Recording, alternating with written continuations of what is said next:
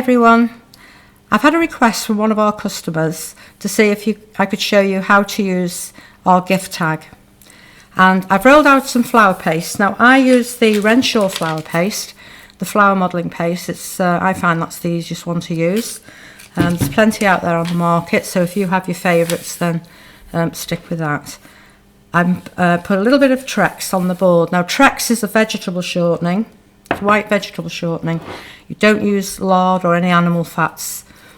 And I'm going to put a little of that onto the cutter, especially over the bow and the loops. And I've already put a little on the board when I rolled the paste out, and that holds the paste down onto the board so it won't lift into the cutter. Right, place the cutter on there and press firmly all the way around, and a flick to remove it. And I'm going to cut some extra loops out from the spare bits of paste.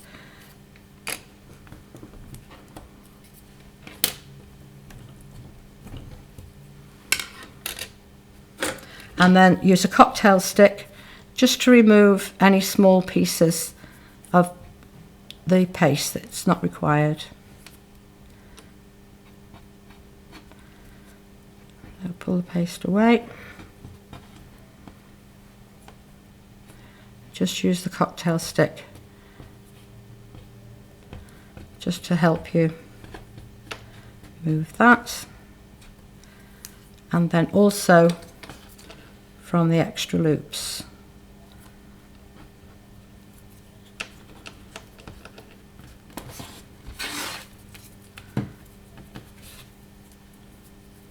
And the second set of loops.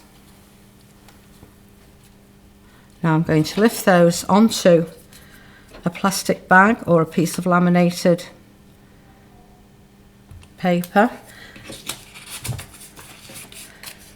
And I find the easiest way to do this is just to slide a piece of thick paper or thin card underneath and then place them onto a plastic bag like so. So just loosen that and then go the other way and pop that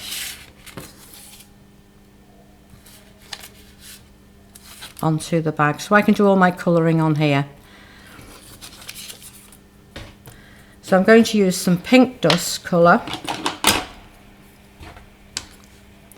and just brush that, obviously whatever colour you prefer, but I'm just using the pink on here.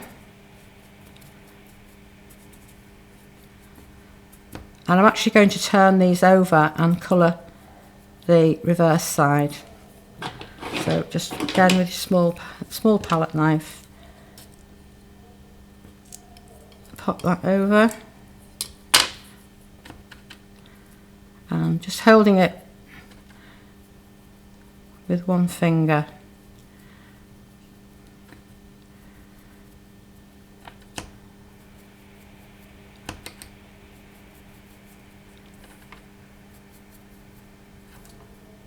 And then I'm going to put those to dry on a piece of sponge.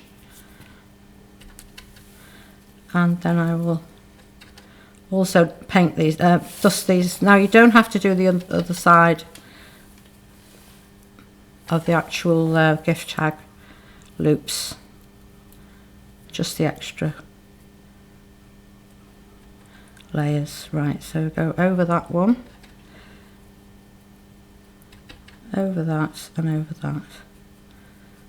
And then I'm going to lift that. Make sure that you've got colour right down the sides of the loops. Don't just have it on the top surface. You want to make sure you get a good colouring on there, good covering. And then I'm going to place that onto a piece of sponge to dry. So just pop that on there and also the loops. Now I put them on sponge because the air can get through that and they'll dry much quickly, more evenly. If you leave them on plastic to dry, it takes much longer. So I've added a little water to a small piece of the flour paste and just work it so so it's nice and smooth. And then I'm going to put a small amount of this onto the bow.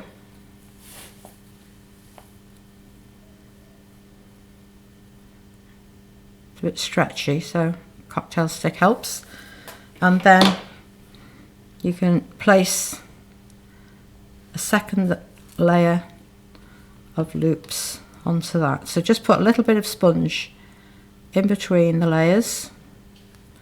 Just makes it look a little more interesting. You can leave it at one layer, but I find the extra layers just makes it look pretty. So once that's dry, you can use a food colouring pen to write on the inscription, or use small lettering. We have our classic alphabet, which fits nicely on there, and just add an inscription to your choice. As I said at the beginning of the video, this was a request by one of our customers for this particular cutter. So if you have a cutter that you'd like to see used, and with some ideas, different ideas perhaps, then please let me know and we'll see what we can do. Thanks for watching. See you again soon.